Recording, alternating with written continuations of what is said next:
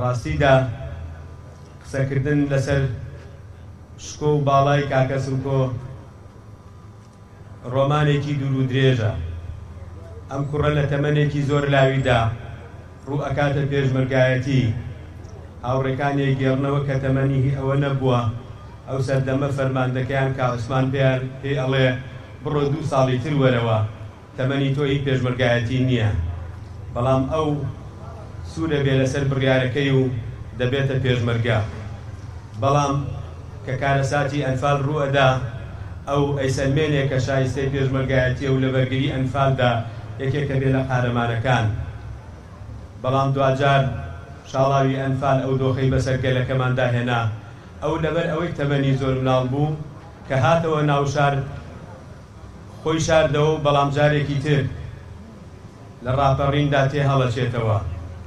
بەڵام چۆن تێ هەڵچوونەوەیەک بە سۆراقی کەسوکاری ئەنفال بوویەوە، کەسوکار و خێزانی ڕاپێچین و برەسەلمان کران و بوون بە قوربانی وەکو دەیان هەزار خێزانی تر لە گەرمیان.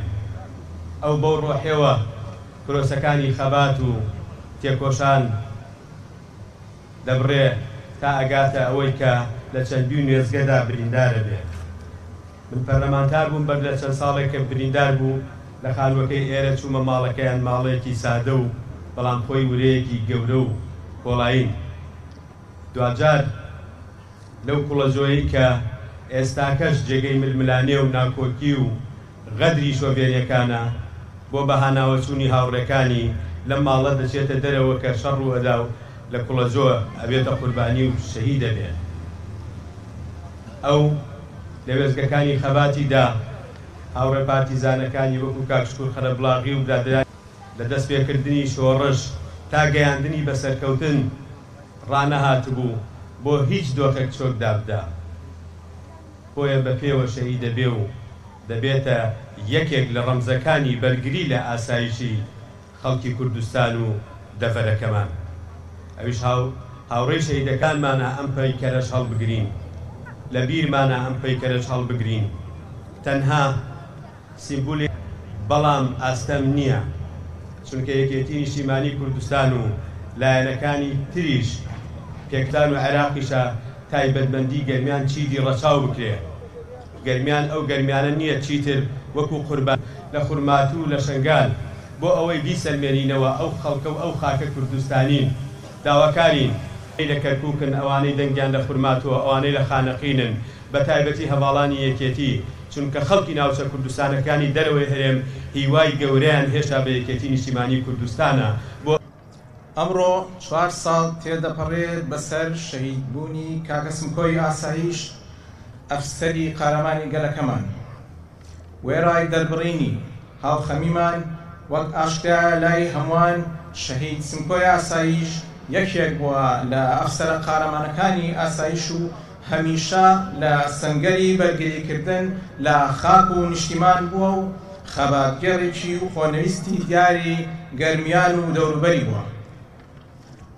ڕۆڵێکی بەرچاوی هەبووە لە سنوورەکە و خزمەتکردنی هاوڵاتیان لە ڕوبەڕووبوونەوەی تیرۆریستانی داعش. بەڕێزان، مێژووی شەهید سمکۆ بە قارەمانێتی و قوربانیدان دەورەدراوە. لە بنەماڵەیەکی کورتپەروەر لەدایک بووە و خاوەنی چەندین شەهید و کەس و کار و ئەنفالکراوە، وەک چۆن لە بەرامبەر تیرۆردا ژیانی خۆی وەک قوربانیەکی گەورە پێشکەش کرد. ئەم فیداکاریە گزارش لە خۆبەخشی و پابەندبوونی بەرزی ئەو دەکات بەرامبەر بە ئەرکەکەی کە بۆ ئارامی و ئاسایشی نیشتیمان و دەستبەرکردنی سەلامەتی هاوڵاتیانە. بەڵای تیرۆر و بەهێزکردنی هەوڵەکانمان بۆ بەرزکردنەوەی ئاسایش و دابینکردنی سەقامگیری بۆ نیشتیمانەکەمان. ئامادەبووان فیداکاری قارەمانانەی شەهید سمکۆی ئاسایش وەک مایەی ئیلهام بۆ هەمووان دەمێنێتەوە کە پابەند بین بە بەهاکانی میلەتەوە و بە هەموو هێز و ئیرادەیەکەوە بەرگری لێ بکەین. لە کۆداییدا دەڵێن شەهیدانی کوردستان ئاڵای قارەمانێتی و قوربانیدان بەرز دەکەنەوە و ڕێزلێنانیان لێیان وەک ئەرکێکی نیشتیمانی و مرۆیی دەمێنێتەوە. هەزاران سڵاو لە ڕۆحی پاکی شەهیدانی کوردستان و شەهید سمکۆی ئاسایش، دەستگای ئاسایشی هەرێمی کوردستان.